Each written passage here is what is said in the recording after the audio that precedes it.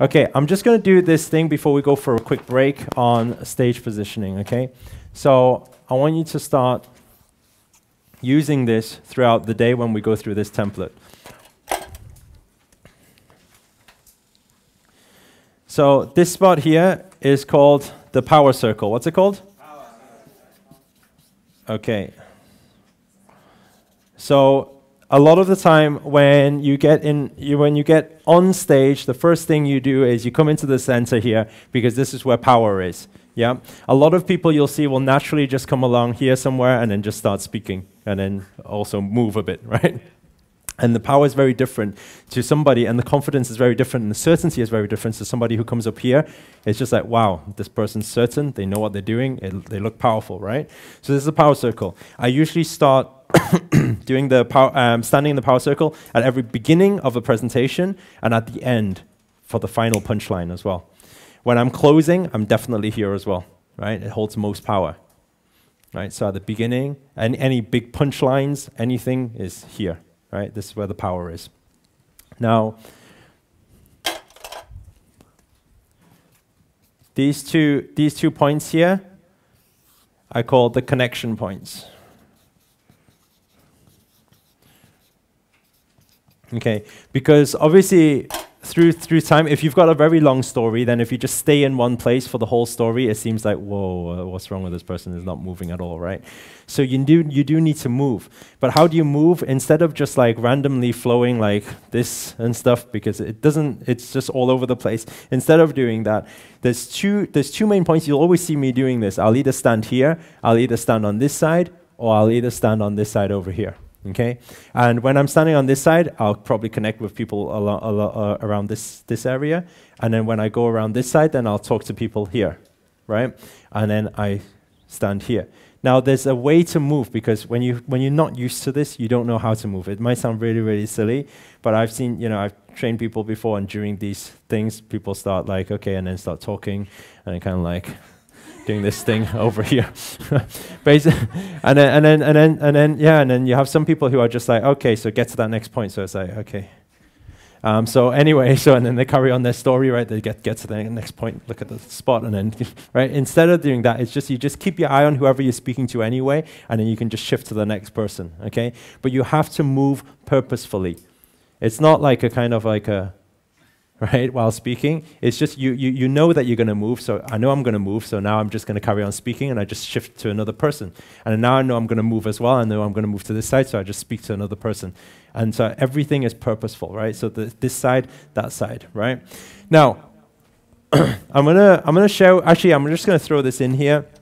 It's very different. I mean, small stages to big stages, to super big stages. I'm talking about when you get like, I don't know, 2,000 plus people, or 1,000 plus people even, up to 5,000 people, 10,000 people, 14,000 people.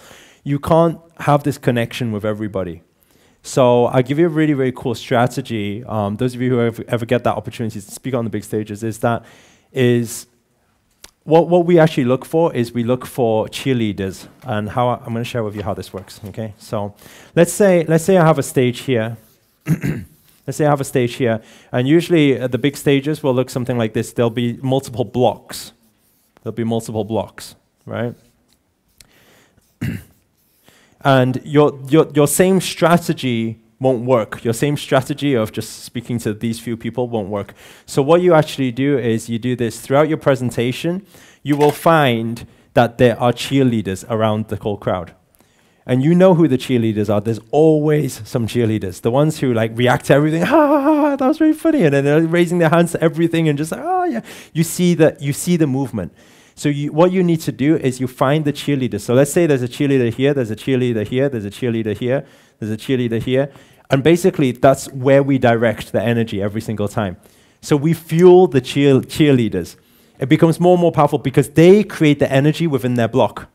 Does that make sense? You always have them. In every block, there will be one. There will be one who reacts more, always volunteers, always reacts, always laughs really loud, right? Shouts out the things that you're saying very loud.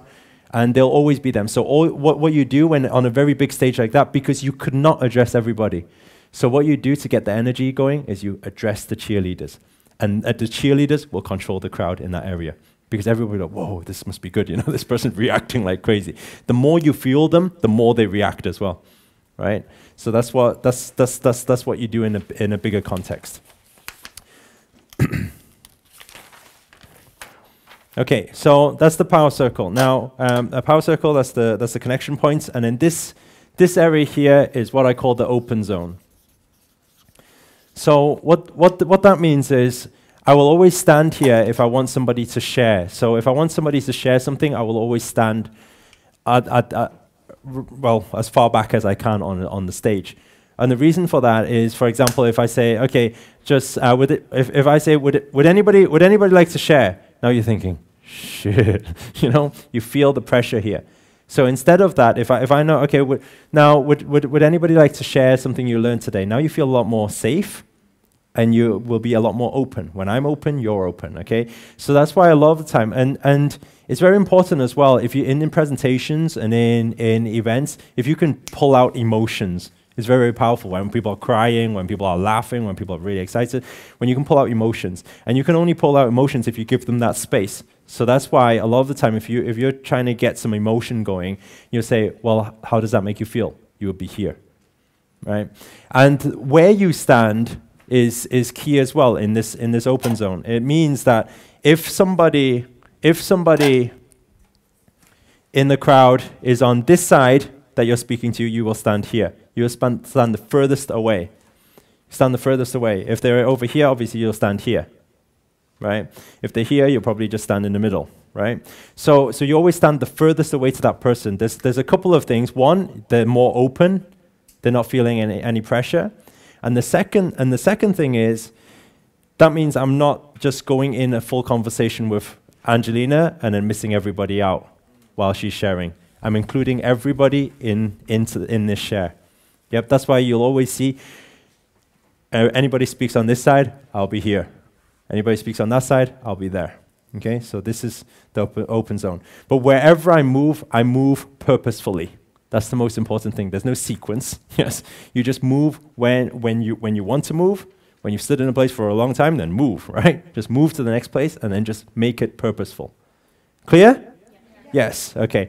There's a reason why you could actually do this. Is if somebody's sharing something and you can actually shift into this position or this position. Or this position, anywhere on these positions. And let me tell you when that happens. When somebody holds an objection. Now I've got a really, really cool thing. Anybody ever objects to you or complains or has anything negative to say, I can teach you very simple 3 steps. It'll get them just to smile, sit down, and everyone give them a round of applause. It's really, really powerful. Okay, so I will share that on day 2 or day 3. But basically, that's the only time you would shift it. If somebody's confronting, somebody's like, I'm not sure that really works. And then you'll just say, what are you not sure about? Because now, suddenly, they've just gone smaller again. I'm not sure that really works. The moment you stand here, everybody's like, oh yeah, I'm not sure that really works, right? But feel this a second. If you say, I'm not sure it really works, and I say, what do you think doesn't work? Suddenly, your energy will start deflating already. Right? But I'm going to share with you the whole sequence in terms of how to get out of every objection, right? It's very, very powerful and it's really, really cool. Okay, so that's basically how the stage works. So what I want you to do, we're going to throw in different contexts throughout today. Today, there's a lot to do with context, tonality, tempo, overcoming that fear, and where you're standing, and how your facial expression is, and how your hand gestures are. Okay, so that'll be along today, and then while we work through the next few days, I want you to start practicing these things. Make sense? Yeah. Okay, cool.